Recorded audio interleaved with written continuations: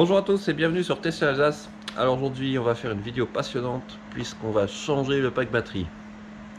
Non, en fait non. On va installer les garde-boue. Donc là franchement je pense que ça va être la vidéo la plus intéressante que j'ai jamais faite sur ma chaîne. A tout de suite.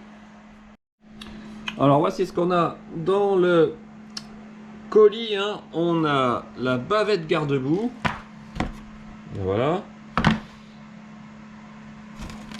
Et le pare-boue, comme précisé dans le manuel, avec les boulons et les attaches poussoirs.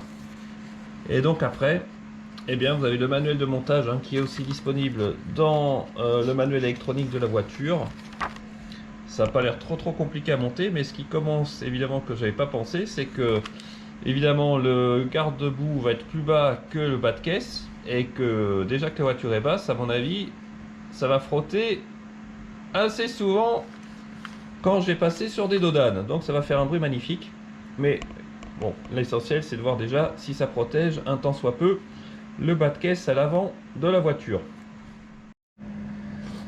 Alors, d'après ce que je comprends, on va enlever ici les deux boutons poussoirs et ça va nous donner accès pour pouvoir installer, fixer le garde-boue directement sur cette partie en plastique.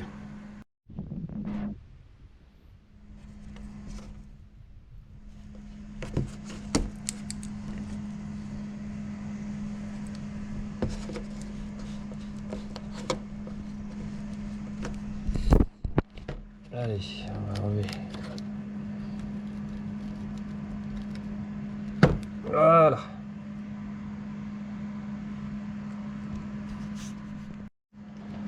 Alors maintenant, on va ouvrir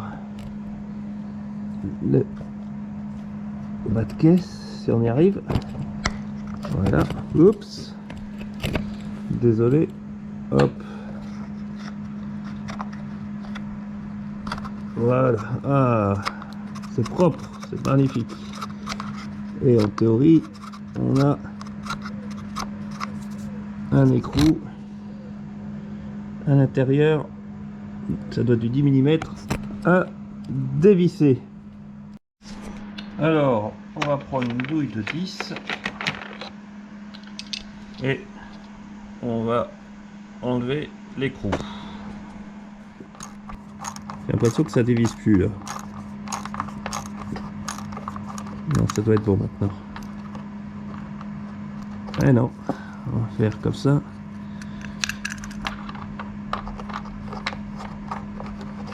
Voilà.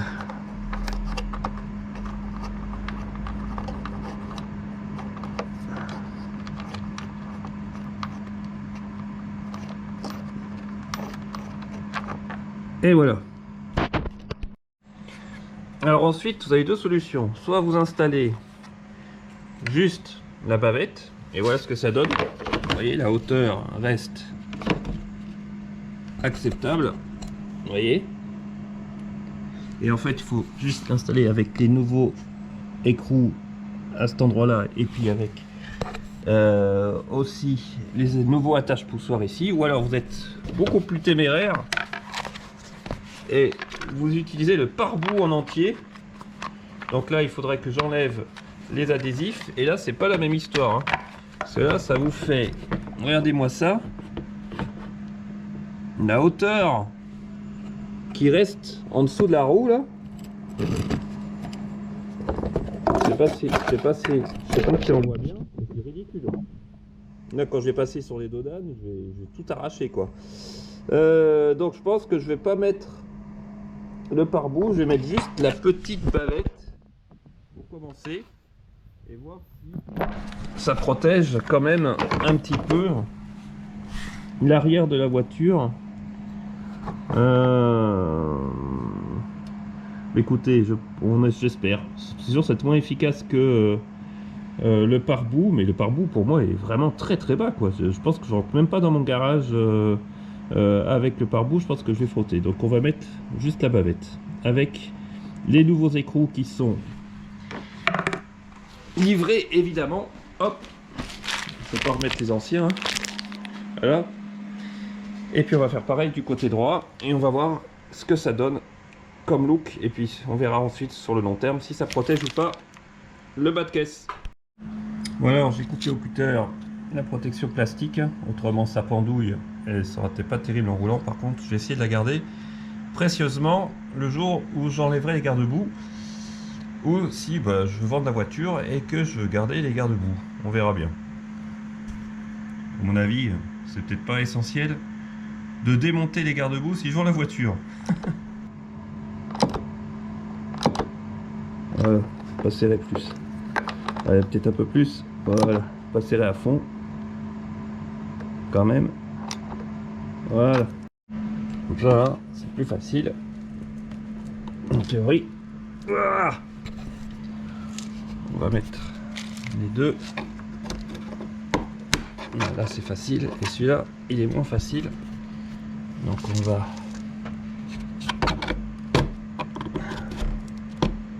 hop là, essayer d'appuyer un peu plus fort.